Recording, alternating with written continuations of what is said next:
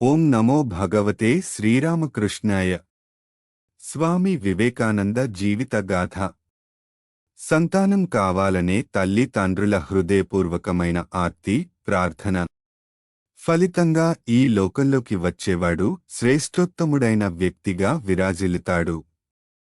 అలాంటి భక్తి ప్రపత్తులతో భువనేశ్వరి పరమేశ్వరుణ్ణి శరణు వేడింది.